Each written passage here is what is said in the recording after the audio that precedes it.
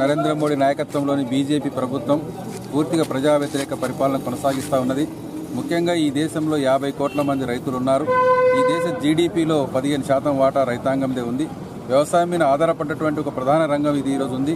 ఇటువంటి వ్యవసాయ రంగాన్ని పూర్తిగా ధ్వంసం చేసే పద్ధతిలో ఈరోజు బీజేపీ ప్రభుత్వం చట్టాలు తీసుకొని వచ్చింది. 3 వ్యవసాయక చట్టాలు తీసుకొని వచ్చింది. అందులో వ్యవసాయంలో ఉత్పత్తులు ఏమి చేయాలి, మార్కెట్ ఎక్కడ చేసుకోవాలి, ఎవరికి అమ్ముకోవాలి, ఎంత అమ్ముకోవాలి అనేటువంటి విషయాల్ని రైతు యొక్క అభిప్రాయాలకు అనుగుణంగా కాకుండా కార్పొరేట్ సంస్థలు, ముఖ్యంగా అంబానీ, అదానీ లాంటి పెద్ద పెద్ద కార్పొరేట్ సంస్థల యొక్క ప్రయోజనాల కోసం ఈ చట్టాలు తీసుకొని వచ్చారు. ఈ చట్టాలు అమల్లోకి వస్తే ఈ దేశంలో వ్యవసాయ మార్కెట్లన్నీ మూతపడతాయి. అలాగే రైతులకు సంబంధించి గిట్టుబాటు ధర దొరికేటువంటి అవకాశం లేదు. ఎందుకంటే కనీస మద్దతు ధర అనేటువంటి ప్రస్తావన ఈ చట్టాల్లో లేదని చెప్పేసి రైతులు ఆందోళన చేస్తూ ఉన్నారు. అదే రకంగా ఏ పంట వేసుకోవాలి, ఎప్పుడు వేసుకోవాలి, ఎలా వేసుకోవాలనే విషయాలు కూడా కార్పొరేట్ సంస్థలే ఈరోజు నిర్ణయించేటువంటి పరిస్థితి వస్తుంది. ముఖ్యంగా ఎవరికి వాళ్ళకే అమ్ముకోవాల్సిన పరిస్థితి కూడా వస్తుంది. కాబట్టి అతి తక్కువ ధరకు రైతులు అమ్ముకొని మోసపోయేటువంటి పరిస్థితి రాబోయే కాలంలో పెద్ద ఎత్తున ఉంటుంది. అందుకే వ్యవసాయ రంగంలో ఈ యొక్క పెట్టుబడిదారులని, కార్పొరేట్ సంస్థల్ని అనుమతించడానికి నరేంద్ర మోడీ ప్రభుత్వం తీసుకొచ్చిన ఈ చట్టాన్ని దేశంలోని రైతాంగం తీవ్రంగా వ్యతిరేకిస్తున్నారు.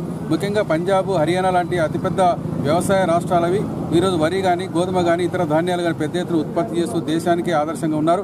ముఖ్యంగా తెలంగాణలో రాష్ట్రం, అట్లాగే ఆంధ్రప్రదేశ్ రాష్ట్రం కూడా వరి పంట పండించి పెద్ద ఎత్తున దేశానికి అందిస్తున్న రాష్ట్రాలు ఇవి బాగా నష్టపోయేటువంటి పరిస్థితి కూడా ఉంది. కాబట్టి ఈరోజు రైతాంగం ఆందోళన చెందుతున్నారు. ఈరోజు నరేంద్ర మోడీ ప్రభుత్వం ఈ చట్టాలను విత్డ్రా చేసుకోవాలని చెప్పేసి ఢిల్లీ చుట్టూ సుమారు లక్షలాది మంది రైతాంగం వచ్చి ఈరోజు 10-15 రోజులుగా ఉద్యమాలు, పోరాటాలు చేస్తున్న ప్రభుత్వం చాలా నిర్లక్ష్యంగా ఉంది. వాళ్ళు కోరుతున్న ప్రధాన డిమాండ్ ఏమిటంటే ప్రత్యేక పార్లమెంటు సమావేశాలు పెట్టి ఈ వ్యవసాయ చట్టాలని, అలాగే విద్యుత్ చట్టాన్ని పూర్తిగా రద్దు చేస్తేనే మేము విరమిస్తామని చెప్పేసి అంటున్నారు. చాలా న్యాయమైనటువంటి డిమాండు. ఆ న్యాయమైన డిమాండ్ కాబట్టి దేశంలోని 14 రాజకీయ పార్టీలు, వామపక్షాల పార్టీలు, కాంగ్రెస్, అలాగే ఇక్కడ టీఆర్ఎస్, ఇక్కడ ఆంధ్రప్రదేశ్లో తెలుగుదేశం, వైఎస్ఆర్సీపీ ఇలాంటి అనేక ప్రాంతీయ పార్టీలు, ప్రాంతీయ ప్రభుత్వాలు కూడా ఈరోజు ఈ యొక్క చట్టాలకు వ్యతిరేకంగా పోరాడుతున్న పరిస్థితి ఉంది.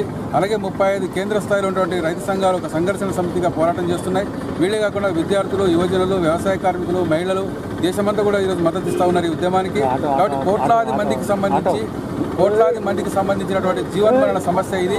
రైతుకు అన్నం పెడతామని చెప్పేసి, రైతుకు కనీస మద్దతు ధర ఇస్తామని చెప్పేసి బీజేపీ ప్రభుత్వం, నరేంద్ర మోడీ గారు హామీ ఇచ్చారు.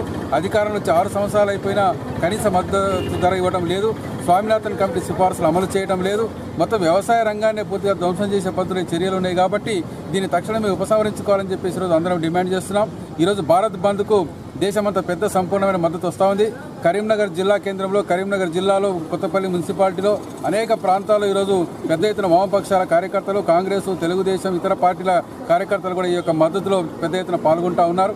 కాబట్టి ప్రభుత్వం, ఇటు కేంద్ర ప్రభుత్వం కూడా పునరాలోచన చేసుకుని ఈ చట్టాలని విత్డ్రా చేసుకోవాలి. రాష్ట్ర ప్రభుత్వం కూడా అసెంబ్లీ సమావేశంలో ప్రత్యేకంగా వ్యవసాయ చట్టాలు చేసి ఈ కేంద్ర చట్టాలను తిరస్కరిస్తున్నట్టుగా ప్రకటన చేయాల్సిన అవసరం కూడా ఉందని చెప్పి సందర్భంగా మేము తెలియజేస్తున్నాం.